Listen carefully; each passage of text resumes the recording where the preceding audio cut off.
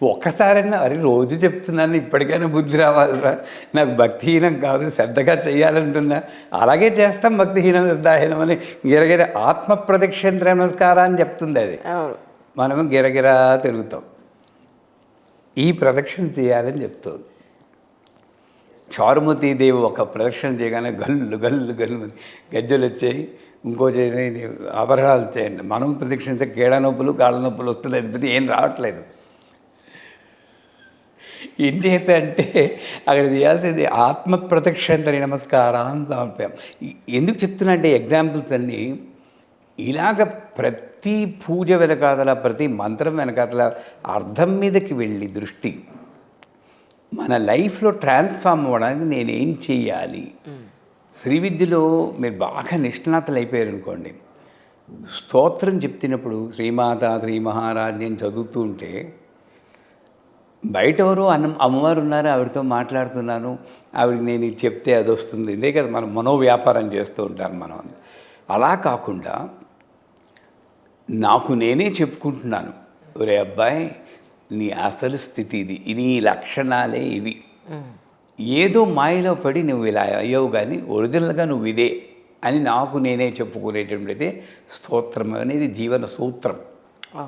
అంతేగాని బయట ఎవరినో నేను స్తోత్రం చేసి, అఫ్కోర్స్ పురాణాలు ఉన్నాయి భక్తి పెంచడం కోసం చెప్తారు, కానీ దాన్నే పట్టుకుని ఈ పూజ చేస్తే ఇది వస్తుంది, ఆ పూజ చేస్తే ఇది వస్తుంది అని చెప్పి దాంట్లోనే పడి కొట్టుకుని వాడికి శ్రీ విద్య ఒక గొప్ప సంజీవన్ లాంటి విద్య.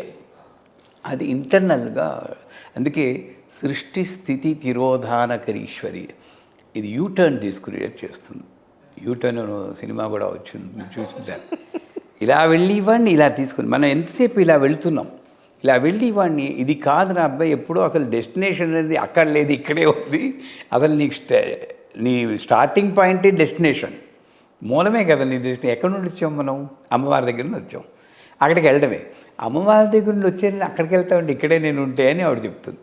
ఆ తిరోధానం యూటర్న్ తీసుకుని చేసేటట్లే భాస్కర్ రాయని వారు చెప్పినా సరే, చోకామేళ చెప్పినా సరే, సూర్యదాస్ చెప్పినా సరే, వాళ్ళందరూ ఏం పెద్ద పూజలు చేశారండి చెప్పండి. అసలు వాళ్ళందరూ పాటించి శ్రీ విద్య కాదా అంటే అది శ్రీ విద్య. మరి దాంట్లో గణపతి ఉన్నాడా, వారాహి ఉన్నాడా, శ్యామ ఉన్నారంటే ఎవరూ లేరు. దాంట్లో ఉన్నది ఎసెన్స్ ఆఫ్ శ్రీ విద్య ఉంది. వాడు కుండలు చేస్తున్నా విఠల్ విఠల్ విఠల్ విఠల్ అనుకున్నాడు, వాడు జోడు కుడుతున్నా విఠల్ విఠల్ విఠల్ అన్నాడు. నాకు ఎందుకు జోళ్ళు కుట్టుకుని వృత్తి ఇచ్చావు, నన్ను ఎందుకు ఈ జాతిలో పడేసావు అని ఎప్పుడు అడగలేదు. నా కాళ్ళతోటి నేను నా కొడుకునే తొక్కి చంపేసాను, నా కొడుకుని బతికించమని అడగలేదు. అటువంటి ఒక నిర్వికార స్థితిని తీసుకొచ్చేది శ్రీ విద్య. యాక్చువల్లీ అంటే మీ గురించి అడగచ్చా మీకు అభ్యంతరం లేకపోతే? అసలు మీ నేటివ్ ప్లేస్ ఎక్కడ, మీరెందుకు ఇటువైపు వచ్చారు, మీ ఒరిజినల్ ప్రొఫెషన్ ఏంటి, మీ కుటుంబం గురించి మీ గురించి ఒకసారి మా కోసం. నేను నా గురించి చెప్పాలంటే మిగతా వాళ్ళని నేను కొండల్లో గుహల్లో గురించి తపస్సు చేయలేదు. ఆంధ్రప్రదేశ్లో రాజమండ్రి నా నేటివ్ ప్లేస్, కానీ మెడ్రాస్లో పుట్టి మెడ్రాస్లో పెరిగాను. వివేకానంద కాలేజీలో చదువుకున్నాను, ఇంజనీరింగ్ కాలేజీలో బ్యాచిలర్ ఆఫ్ ఇంజనీరింగ్ చేశాను, సివిల్ ఇంజనీరింగ్. అప్పుడంతా కూడా మామూలే, క్లాసులు కట్ చేయడం, సినిమాలకు వెళ్ళడం. అందుకే పూర్ణమద పూర్ణమిదం అంటే ఇదే. ఇది అనుభవించాము, ఇది అనుభవించేం లేదు అని లేకుండా చేసింది అమ్మవారు. అందుకే ధైర్యంగా ఇక్కడ చెప్తున్నాను, తపస్సు చేశాను, ఆయన ప్రత్యక్షమైన నాకు వరం ఇచ్చింది. ఏమి మామూలు కాలేజ్ స్టూడెంట్ సార్. కానీ మా అమ్మగారు యశోద, ఆవిడ నా చిన్నప్పటి నుండి ట్రైనప్ చేశారు. ఒక్కటే నన్ను చిన్నప్పుడు ఎవరైనా కొట్టినా కూడా అమ్మ నన్ను కొట్టారని ఇలా వెళ్తుంటే అమ్మ చూసుకుంటుంది, ఏం నోరెత్తు అమ్మ చూసుకుంటుంది అని అలా చెప్పి ఆ నాన్ రియాక్టివ్ నేచర్ని కొంతవరకు అమ్మ చేస్తే నా జీవితంలోకి 25 ఏళ్ల వయసులో మా గురువుగారు వచ్చారు. ఆయన అమృతానంద సరస్వతి. ఆయన చూడండి, పోనీ ఆయన ఏమైనా ఓ ఋషా ఎక్కడో హిమాలయాలో తపస్సు చేసుకుని వచ్చారా అంటే ఆయన ఒక నాస్తికుడు.